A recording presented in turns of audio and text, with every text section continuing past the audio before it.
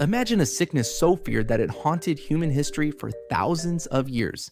A disease whispered about in ancient scrolls, feared in villages, and respected by healers and doctors alike. A disease that does not spread through the air, but through a single bite. This is the story of rabies, a silent killer that begins quietly but ends with terror. The earliest records of rabies date back more than 4,000 years. Ancient civilizations in Mesopotamia and India described furious animals, driven mad by a mysterious force. Bites from these animals often led to a slow, inevitable death. Without modern medicine, people believed rabies was a curse or a form of possession. Victims who grew restless, fearful of water, or aggressive were thought to be under the grip of evil spirits. Science would later reveal the true culprit, a tiny invader invisible to the naked eye. The rabies virus, a bullet-shaped member of the lyssavirus family. It lives in saliva, ready to spread through bites or scratches. For animals, it alters behavior, turning calm creatures aggressive. For humans, it is almost always fatal once symptoms begin. The virus begins its journey at the site of the wound. Instead of rushing into the bloodstream, it takes a far more insidious path. It crawls silently along the body's nerves, a hidden highway leading straight to the brain. This journey may take weeks or even months, but once it reaches the central nervous system, the real horror begins. Inside the brain, the rabies virus triggers encephalitis, inflammation of the brain and spinal cord. Nerve signals misfire, instincts are twisted, and the victim's behavior begins to change. Aggression, confusion, and spasms take hold. Even drinking water becomes impossible, as the act of swallowing brings unbearable pain and violent muscle contractions. The first signs are deceptively mild: fever, headache, weakness, or a tingling sensation at the bite site.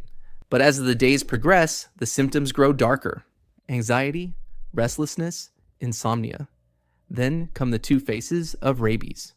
Furious rabies, the more common form, marked by agitation, hallucinations, aggression, and fear of water.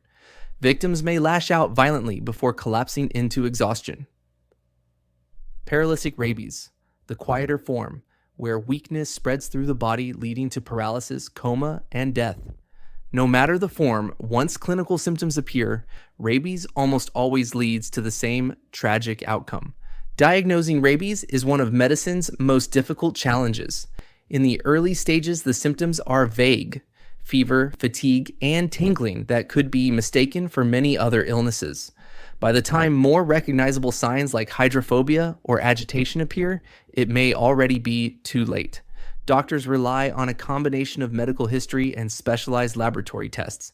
If a patient has been bitten or scratched by a potentially infected animal, that history itself is a critical clue.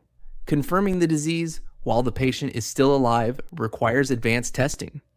Detection of viral RNA in saliva or cerebrospinal fluid using PCR. Skin biopsies from the back of the neck, where tiny nerve endings may harbor the virus. Antibody testing in blood and spinal fluid. But the most definitive diagnosis is often made after death, through examination of brain tissue under a microscope. But there is hope if action is taken early. When someone is bitten or scratched, doctors turn to what is called post-exposure prophylaxis. This includes immediate wound cleaning, a series of rabies vaccinations, and sometimes rabies immunoglobulin, a powerful dose of antibodies that fights the virus instantly. If given before symptoms start, this treatment is nearly 100% effective. Timing, however, is everything. But what if the virus has already reached the brain? What if symptoms have started? Here, modern medicine faces its greatest challenge. Once clinical rabies begins, survival is extraordinarily rare. But one experimental approach has offered a small glimmer of hope: the Milwaukee Protocol. First attempted in 2004, the Milwaukee Protocol is a daring medical strategy. Patients are placed into a medically induced coma, giving their brains a chance to rest while the immune system attempts to fight the virus. Doctors combine this with antiviral medications such as ribavirin and amantadine, along with sedatives and supportive care. The goal is to buy time Time for the body to create its own antibodies against the virus. And while there have been a handful of reported survivors, the success is inconsistent. Many patients do not recover, making the protocol controversial and far from a reliable cure. Because rabies is so deadly once symptoms appear, prevention remains humanity's strongest weapon. Vaccinating animals, especially dogs, has drastically reduced human rabies cases in many parts of the world. Immediate cleaning of wounds with soap and water, followed by medical treatment, can mean the difference between life and death. In regions where animal vaccination is widespread, rabies deaths have dropped dramatically. But in areas where the virus still lurks, especially in stray dog populations, the danger remains very real. Rabies is one of the oldest diseases known to humankind, a sickness once thought to be a curse, now understood as a virus. From ancient fear to modern science, the story of rabies reminds us of the fragile line between life and death and of the power of prevention. With awareness, vaccination, and swift action, rabies does not need to claim another life. The lesson is clear. The strongest shield against any disease is understanding it.